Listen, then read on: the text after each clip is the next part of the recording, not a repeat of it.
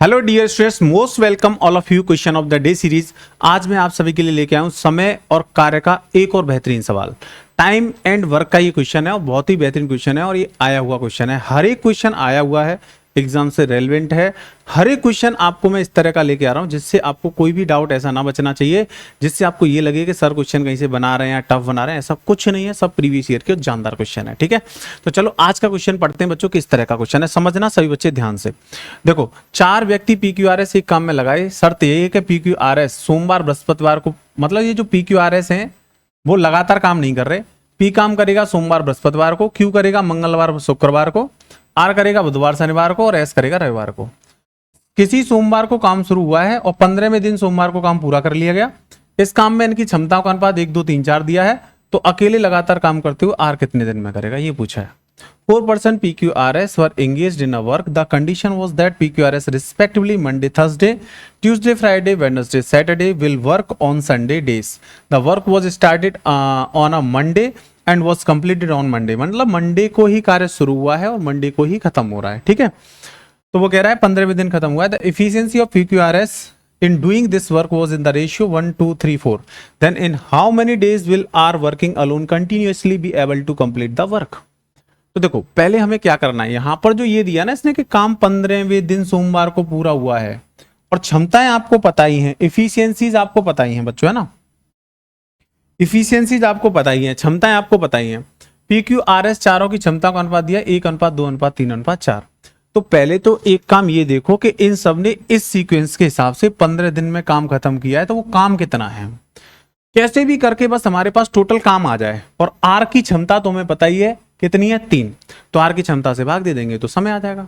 तो हमारा जो यहाँ पर मेन जो हमें अपना दिमाग लगाना है वो लगाना है कैसे भी कार्य निकालने में।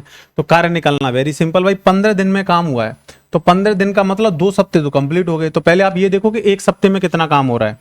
तो अगर आप 1 सप्ताह में काम निकालोगे, 7 दिन में काम निकालोगे कि 7 दिन में कितना काम हुआ है, तो 7 दिन में भाई 2 दिन तो P का नंबर आएगा, चाहे वो कोई भी दिन हो, उनसे क्या फर्क पड़ता है।